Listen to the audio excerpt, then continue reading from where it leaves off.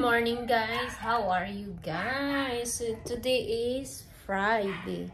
So magbablog ako. Ayan. Makalat pa yung room kasi kagaling lang ako sa sa school. Nag-drop ako ng mga bata.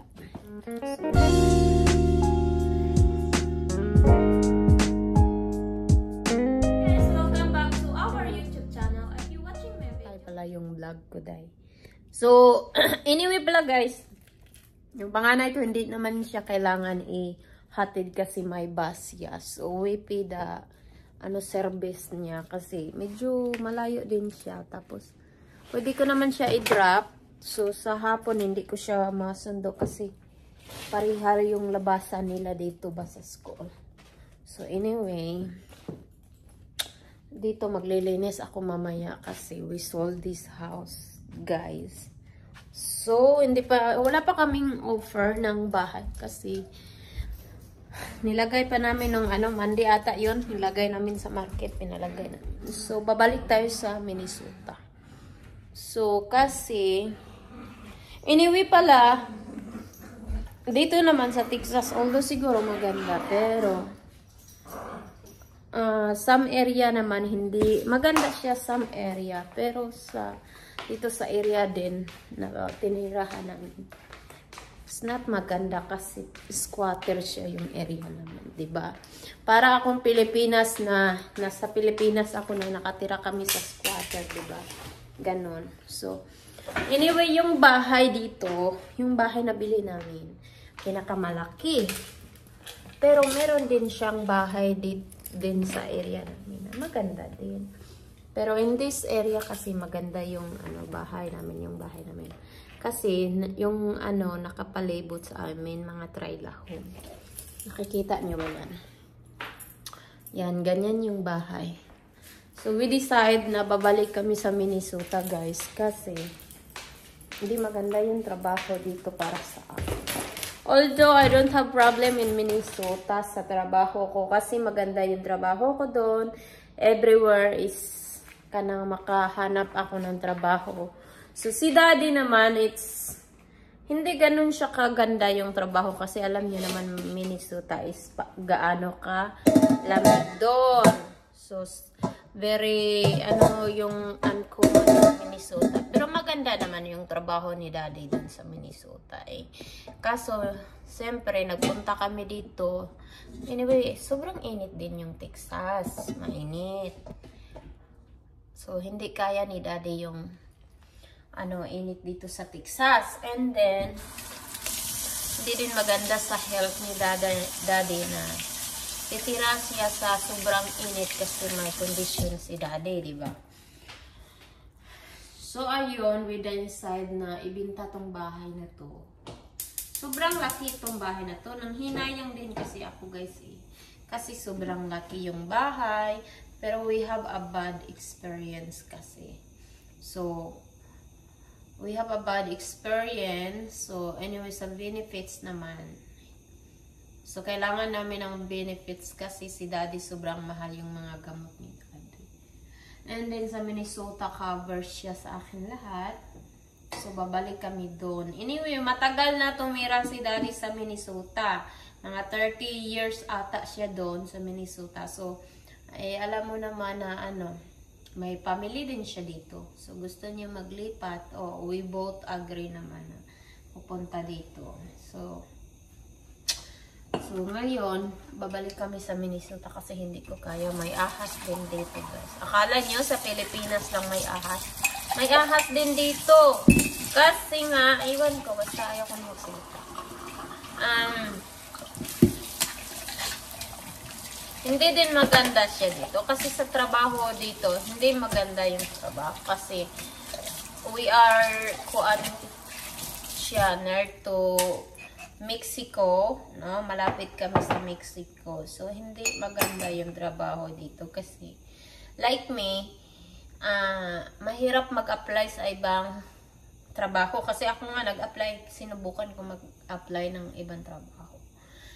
Pero, nagsisend lang ng email pero yung may in-applyan ako driver, tawag do, DoorDash, hindi nga ako tinawagan. Kasi nga yung mga tao nila dito, prepared nila ibigay dun sa kakapwa nila. Kasi mas mura yung, ano ba, parang, naintindihan nyo ba kung ano yung ibig ko sabihin? I mean, prepare sila ibigay yung trabaho dun sa kanila kaysa akin. Diba? Kasi, para sa akin kasi, mahal tayo eh. Dun kasi yung sa kakapwa nila, mura. Kasi lalo pag walang ano, I mean, you understand what I'm saying, right? Prepare sila doon. Sa trabaho ko naman, although transfer lang ako galing Minnesota, so I have the work, but it's not like really, really hard working. Because, kailangan ko din mag-a-adjust ng oras ko kasi, yung mga bata, papasok sila 7:30, then ako din papasok ay 9 o'clock to 2:30 kasi walang magsundo sa kanila. So, yun. So, anyway, Minnesota to Texas, Houston, I not really recommended Texas because we have the experience already. So, maybe in the another place, part of Texas is there's a lot of work, but we don't know. So, I prefer to live Minnesota because Minnesota, I have everything more than here. Oh, anyway, I have hair now because I apply already, but I have pressure to my job. Okay. Na, in my first work pala guys, dun sa una kong trabaho, may bad experience dun ako eh. Kasi, I just only one Asian working in the company. And then they felt discrimination with the Asian. So I don't want to say about another people because I don't want to they feel bad to me. I'm just saying what I, look. So, yun guys. In Minnesota na sa unang trabaho na fail ko dito sa trabaho ko ngayon. Dun sa trabaho ko naman, sa Minnesota, yung pangalawa kasi transfer lang ako dito. Hindi ko siya na-fail kasi feel ko kasi lagi kasi na-appreciate nila kung ano yung ginagawa ko. Eh dito hindi. Wala silang pakialam. Parang ida-down ka pa nila na parang hindi nila na-appreciate yung kung ano yung ginagawa mo. So, I feel really, really stressful, no? Parang, parang ayaw ko kasing ma-stress kasi pag na-stress ka kasi, pwede kang mamatay doon. Kasi yung utak mo nasa stress, kasi marami na, ito talaga yung kakanood ko kung ano-ano ba ng mga salita. So ngayon, di ba si Jubet Baldivino, yun yung kinamatayan nila. Na-stress yung utak, na-pressure, so ayaw kong ma-pressure yung utak kasi siyempre may mga anak pa ako, ayaw kong mamatay, So, ngayon, yung asawa ko din, gusto nang bumalik sa Minnesota. Kaya sabi ko sa guys, kung gusto nyong maglipat, you have to think 100% talaga kung saan kayo lilipat. Kung saan kayo lilipat, kailangan nyo mag-investigate. Kasi hindi naman kami 100% na nag-investigate na dito pupunta na maganda. Kasi just listening na asawa ko, maganda daw yung trabaho niya dito sa Texas, yung ganon, kapamilya niya, kausap niya. So, yun. So, akala ko kasi pag lumipat kami ng Texas is we have a nice family, we like nice future. So, yes, we have a happy family, but according to the job, and the place is not good with the kids also because there's a lot of bullying here. So, that's my kids is learning also. And then, ayaw ko although, yung anak ko naman, na-experience nila na yung hindi na-experience sa Minnesota, yung kaibigan. Pero some of the kaibigan kasi, bad influence din. Kasi, yung hindi naman depende din sa atin yun. Pero itong, dito, hindi maganda. So, yun guys. So, akala namin sa Minnesota, we have a nice life. Because I have the nice job, and my husband also have nice job over there. But the problem is in Minnesota is really cold and during the winter, so my husband hindi po siya although makatrabaho naman during the winter, pero hindi yung araw-araw kasi siyempre pag may time na sobrang kapal yung snow, hindi siya pwede papasok. So pwede naman akong papasok doon and yes. So dito naman sa Minnesota, kahit pa paano, hindi gaano kalaki yung sahod ng asawa ko. Hindi din gaano yung sahod ko doon. Although naiipon ko yung sahod ko doon. So now, for her, hindi po kami nakakaipon. Yun yung pinakaayaw naming mag-asawa. Kasi malaki yung sahod ng asawa ko. Hindi po kami nakakaipon. Yes, malaki talaga yung sahod niya dito. Maganda yung trabaho niya .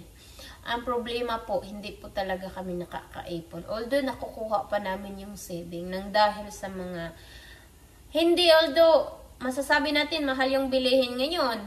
Yes, mahal ang bilihin. Pero yung bills talaga kasi dito sa electricity sobrang mahal po. Oo. Yes, sobrang mahal. Minsan nga, akala ng kaibigan ng asawa ko, akala niya $1,000 yung binabayaran namin sa electricity kasi malaking bahay.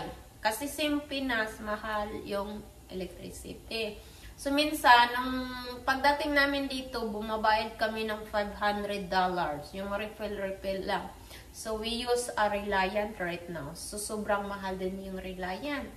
Alam nyo ba magkano yung bayad ko last 2 months is $400.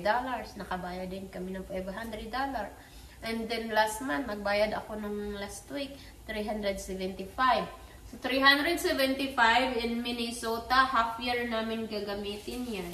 And then, yung tubig din nila, kailangan natin ng tubig. So, yung gas, yes, yung gas, $40 a month lang.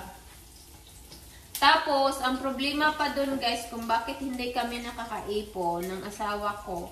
Kasi yung truck niya, laging sira.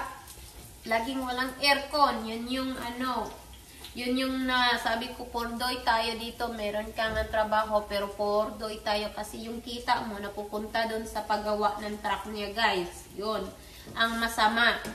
So, sabi ko, with I decide na, sabi ko, babalik tayo sa Minnesota. Kasi, sa Minnesota, kahit pa paano nakakaipon tayo. Pero dito, wala. Kasi, every 15 days, guys, may sira yung sasakyan niya. Tapos, yun pang masakit, guys. Yung gulong ng truck niya, alam nyo ba magkano? Pinalitan niya yung gulong. $4,000. Yun yung pinakamasakit doon. Yun yung pinakamasakit. Sabi ko, grabe, ang mahal ng paggawa ng truck mo. Halos yung kita, sabi ko sa iyo, guys, yung kita ni Carlos, para lang paggawa sa truck niya. Kaya wala kaming naiipon. So, ayun, sabi ko, babalik tayo doon. Kasi ako dito din sa trabaho ko, napag-pressure ako. Hindi ko, kasi siyempre, alam natin maramdaman natin pag yung mga tao na kasamahan mo gusto ka o hindi. Diba? So, masama yung sabi ko, binta natin yung bahay. So, yes guys, bininta na namin itong bahay. So, it's in the market right now. The house is in the market already. So, kahit nanghihinayang ako sa bahay, guys, kasi sobrang laki ang kusina ko. Sobrang laki. Tapos, yung living room, nakikita nyo naman yan, sobrang laki. Tapos, yung bahay, sobrang laki talaga, guys. Kaso, hindi talaga siya maganda Hindi talaga maganda. Sabi ko, kung dito tayo titira, mamumulobi tayo. Kasi, ang mahal ng bilihin.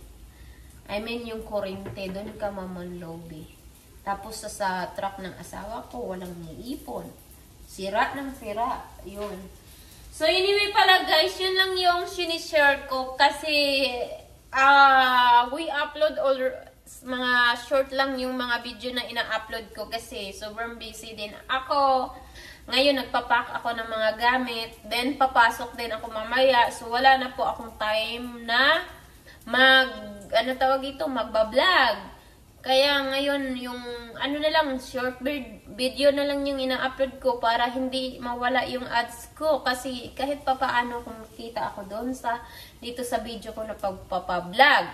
So yun guys, we have the bad experience in Houston.